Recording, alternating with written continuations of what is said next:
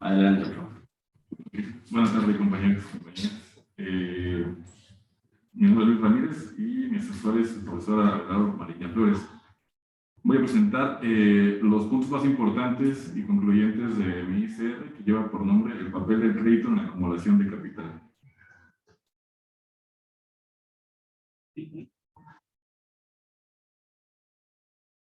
Bueno, el objetivo general de la investigación es analizar la relevancia que tiene el crédito en la acumulación capitalista. Se plantean dos objetivos. El primero es describir el efecto de los tipos de créditos en la dinámica de acumulación capitalista. Y el segundo es analizar el papel que juegan las diferentes instituciones, instituciones financieras, bancarias y no bancarias, que a través del crédito propician la acumulación del capital. Desde esta perspectiva, la pregunta que se intenta responder a lo largo de la investigación es de qué forma y bajo qué condiciones el crédito y las instituciones que concentran estos recursos influyen en la acumulación de capital. Entonces, el capitalismo es un sistema en el cual se universaliza la producción y circulación de mercancías. Desde esta perspectiva de análisis, el dinero es crédito, por lo que la hipótesis para contestar la pregunta giraría en torno a que, independientemente de sus funciones como medio de circulación frente a la circulación general de mercancías, el dinero en un nivel más concreto es crédito. Por tanto, sin crédito no puede haber circulación de mercancías, reproducción simple y más aún no puede haber reproducción ampliada, crecimiento en la economía y acumulación de capital. Entonces, mi ICR se compone de 3 capítulos y conclusiones y una reflexión. Con respecto al primer capítulo, que es la circulación del capital dinerario y capital mercancía en la reproducción capitalista, se inicia describiendo las distintas funciones del dinero. Antes de la circulación tenemos la función como medida de valor y patrón de precios. Durante la circulación está la función de medio de compra y medio de pago. Y fuera de la circulación está la función como reserva de valor. Entonces, en una sociedad capitalista las personas se relacionan a través del intercambio, es decir, mediante la compra y venta de mercancías. Por lo que la aparición del dinero es esencial, pues a través de sus funciones como el medio de compra y el medio de pago se facilita la circulación de mercancías, es MDM. En pocas palabras, esta circulación mercantil simple nos expresa los requerimientos de intercambio para que una economía se reproduzca. Entonces, el dinero aparece en escena debido a la circulación de mercancías y es el capitalista quien se encarga de transformar el dinero en capital. Para que dicha transformación se lleve a cabo, el capitalista debe de encontrar aquella mercancía que por sí sola genere valor, es decir, la fuerza de trabajo. De esta forma, la fórmula del capital, la fórmula general del capital estaría expresada como DMD'. Es decir, que al adelantar dinero, la magnitud del valor final que se recupera debe de ser mayor que la magnitud inicial del dinero, obteniendo así un premio, el plusvalor. Este movimiento en particular del dinero es lo que lo convierte en capital. El ciclo del capital productivo recorre 3 fases, pero aquí lo importante es precisar que es únicamente en el proceso de producción en donde se puede modificar la magnitud del valor y se crea plusvalía. También es importante precisar que el valor de la fuerza de trabajo es menor que el nuevo valor del producto creado por la fuerza de trabajo. De esta diferencia del valor es como surge el plusvalor. Ahora, la fórmula general del capital implica diferentes formas de valorización. La primera forma básica de valorización es el capital industrial. Este compra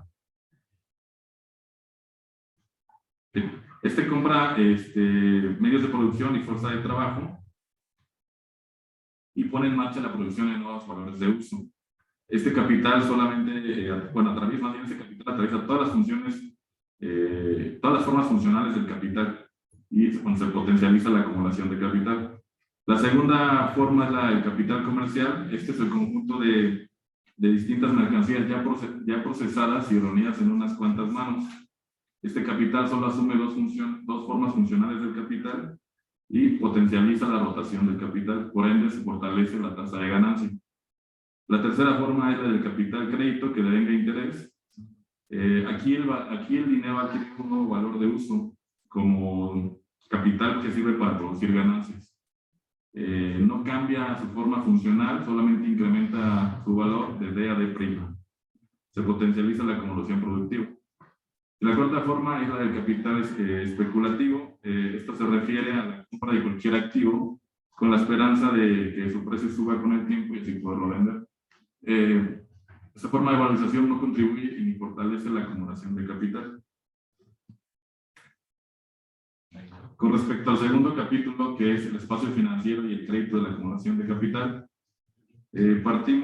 con respecto al crédito, partimos de la función del dinero como medio de pago, ya que esta constituye los orígenes del crédito entre los capitalistas, es decir, la emisión de los pagarés entre los distintos capitalistas pauta la existencia de un crédito comercial. Esta forma de financiamiento se da dentro de la misma esfera y pues no se requiere la presencia inmediata del dinero, ya que ahora las transacciones entre los capitalistas estarán sujetas a futuras promesas de pago. Por tanto, la extracción del dinero de la circulación como reserva de valor es fundamental para hacer frente a los pagos y compras del futuro. También, conforme se va desarrollando el sistema capitalista, existen capitalistas que no pueden ocupar de forma inmediata su dinero para incorporarlo al ciclo del capital con el objetivo de valorizarse.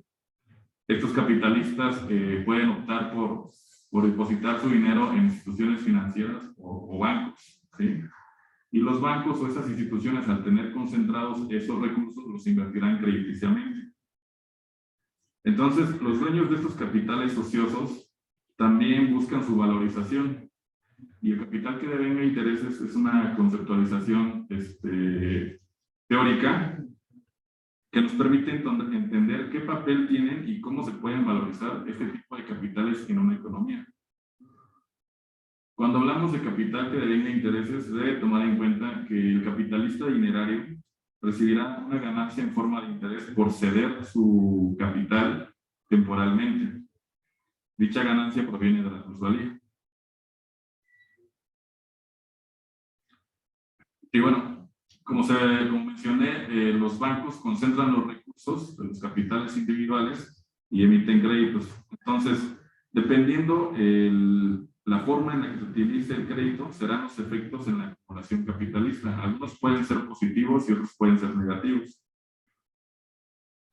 Por ejemplo, cuando el crédito es dirigido a las actividades productivas y comerciales de consumo, se potencializa de manera directa e indirecta la acumulación de capital. Los créditos de este tipo de actividades tienen como resultado la producción y realización de un mayor plusvalor. Esto impacta a la dinámica capitalista de forma positiva. Cuando los créditos son ocupados para capital especulativo, es decir, aquí las personas o las empresas pueden tener al alcance mayor número de instrumentos o activos financieros con los cuales pueden especular. Sin embargo, el crédito dirigido a este tipo de actividades no incrementa la producción ni la realización del plusvalor. Y bueno, con respecto al tercer capítulo, que es el último, que es instituciones financieras bancarias y no bancarias. Bueno, aquí las operaciones, partimos desde los bancos. Las operaciones bancarias pueden ser muy diversas y complejas. Sin embargo, podemos definir a un banco como aquella institución cuyas operaciones actuales consisten en otorgar préstamos y recibir depósitos del público. Algunas de las principales funciones que realizan los bancos son tráfico de formas monetarias, balances y compensaciones, intermediación crediticia, seguimiento y procesamiento de la información, creación de nuevo capital para el crédito a partir de préstamos, esto a través del multiplicador de crédito. Entonces, conforme el modo de producción capitalista se va desarrollando, también surgen alternativas de financiamiento para las distintas empresas. Estas alternativas pues conllevan una menor dependencia hacia abajo con los bancos. En este sentido, El análisis de Hilferding sobre las sociedades por acciones nos permite explicar cómo en la actualidad el mercado de valores propicia un espacio financiero para las empresas que buscan financiamiento, y esto a través de una emisión primaria de acciones. También existe un mercado secundario de acciones. En este mercado, los diferentes poseedores de acciones podrán comercializarlas, ¿sí? Y aquí la característica principal de este mercado es que aquellos inversionistas que se encuentran en el mercado no tienen su capital sujeto a un proceso productivo, ya que en este mercado pues se compran y se venden acciones el mismo día. Y bueno, por su parte, el mercado de capitales también representa una opción de financiamiento directo para las empresas, es decir, por ejemplo, a través de la emisión de bonos. De esta forma también se va dejando de lado un poco el financiamiento indirecto, que es a través de los bancos. Sin embargo, la búsqueda de estos recursos implica que surge una mayor intermediación en el mercado de capitales. De aquí que los bancos de inversión tomen alta relevancia como principales actores en el mercado.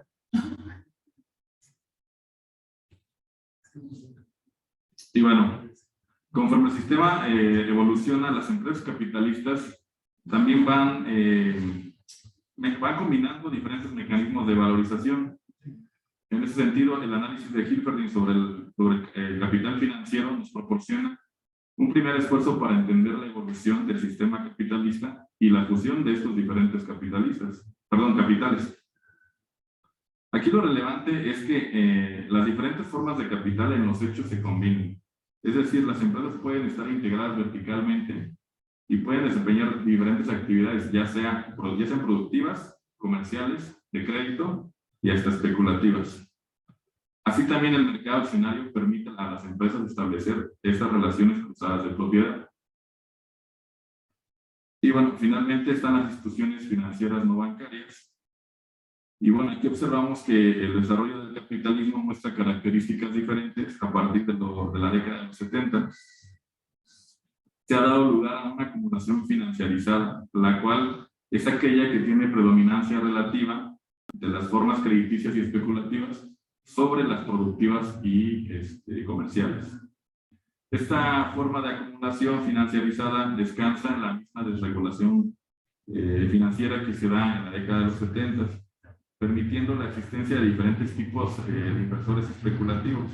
Citando a la Pavitsas, dice, el capitalismo maduro se caracteriza por el ascenso de los inversores institucionales. Algunos de estos inversionistas institucionales tomados en cuenta en el trabajo son, por ejemplo, los fondos de pensiones. El objetivo primordial de estos fondos es, con respecto al crecimiento económico, es robustecer el mercado de capitales a través de una creciente oferta de montos de ahorros que son provenientes de los trabajadores. Los fondos de inversión, pues al igual que los fondos de pensiones, se constituyen por todo el dinero que recolectan de los inversores individuales. Y por último están los fondos de cobertura, los hedge funds. Y a diferencia de los ya mencionados, estos se caracterizan porque carecen mayormente de regulación. Y en el sistema económico, este tipo de fondos son fundamentales, ya que son los que toman o financian proyectos de mayor riesgo que otros bancos o instituciones no tomarían. Y bueno, como parte de las conclusiones, se ofrece una reflexión sobre la situación actual a partir de la exposición de los 3 capítulos que conforman mi trabajo. Esto como fundamento para una futura investigación. Entonces, aunque el objetivo de esta investigación no es realizar un análisis sobre la financiarización y las implicaciones que tiene esta en una economía capitalista, se debe tener en cuenta que el parteaguas de la desregulación financiera se da en la década de los 70, como ya mencioné. Para la Pavitsas, la financiarización puede entenderse como un capitalismo maduro que se caracteriza históricamente por generar grandes transformaciones económicas y sociales. En este sentido, las innovaciones realizadas en el sector financiero han permitido la extracción de ganancias que ya no son propiamente del sector productivo. Estragos y Papadatos hacen un estudio de la hipótesis de la financiarización, en donde mencionan que esta es una nueva etapa de un capitalismo donde existe una transformación radical del sistema. Estos mismos autores comentan que la inestabilidad financiera es inherente en un ambiente financiarizado e interpretan a las crisis económicas como resultado de la especulación financiera y un excesivo apalancamiento. Entonces, si partimos desde el hecho que las implicaciones de la financiarización son globales y que existe un relativo dominio de las finanzas sobre los demás sectores de la economía, pues surge el siguiente planteamiento. Se puede explicar a las crisis económicas únicamente desde el aspecto financiero y dejando de lado cualquier vínculo con la acumulación real.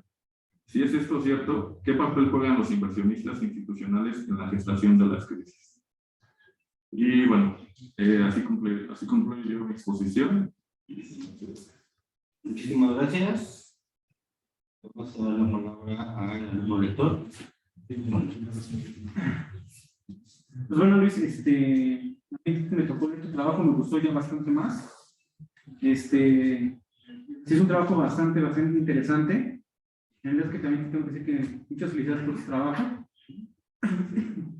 Como solamente como parte de comentario, es únicamente igual en la primera sección acerca de cuando mencionas al capital de crédito. Y es que en un principio, en la sección 1.3, tú lo mencionas, que en este capital no va a cambiar de forma, solamente incrementa su valor de manera de D a D'. Pero más adelante, cuando lo mencionas, justamente en la sección del capítulo 2 del sistema crediticio, lo vuelves a mencionar, pero que sí mencionas que se vuelve una mercancía, el dinero. Es decir, en la primera que te menciono, tú omites la sección de la parte de ciclo, donde el dinero se vuelve mercancía, y lo vuelves a retomar aquí. Será la única inconsistencia que yo encontré en el texto, el único comentario que te pudiese señalar. De ahí fuera, está muy interesante tu tema. Sí, podemos. Sí, bueno, lo que pasa es que desde el primer capítulo, pues inicio explicando que el dinero en sí es una mercancía, tal cual Marx lo dice, porque es una mercancía porque tiene un valor y un valor de uso. Entonces, porque es una mercancía, puede fungir como medida de valor, patrón de precios y bueno, otras funciones. Entonces, y su valor está determinado por el tiempo de trabajo abstracto socialmente necesario para producirlo. Cuando yo digo que no cambia de forma es porque me refiero a las formas funcionales del capital. Es decir, el dinero recorre una circulación. Cuando se refiere a capital crediticio, no cambia su forma porque se valoriza. Es decir, capital que devenga intereses simplemente incrementa su valor al valorizarse, debido a que se obtiene una ganancia en forma de interés. Cuando es capital productivo, lo primero que tenemos es con dinero comprar fuerza de trabajo, medios de producción, ¿sí? Y adquieren un carácter propiamente de capital productivo, ¿sí? Durante el proceso de producción, ¿sí? Después del proceso de producción sale capital mercantil, que es M, entonces cambia sus formas funcionales del capital como tal. A eso es a lo que me refiero, pero el dinero en sí es una mercancía, por lo que te comento al principio. Sí. Gracias. Muchísimas gracias. Tenemos un par de minutos por si alguien quiere hacer algún comentario adicional.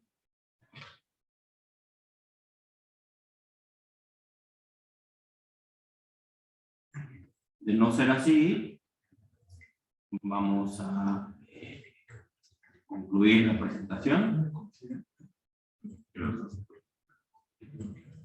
¿Quieres hablar, Abelardo? Y nada más muy brevemente, ¿no? Bueno, agradecer al lector, ¿sí? Sus comentarios. Sí, yo creo que ese comentario lo platicaré con Luis, ¿sí? Porque sí, ahí hay un elemento que yo creo que Luis dio una primera parte de aclaración, pero yo creo que sí hay otra parte que que se tiene que aclarar un poco más. Eso sería todo. Muchas gracias. Muchísimas gracias. Con esto terminamos la jornada del día de hoy y continuamos el día de mañana.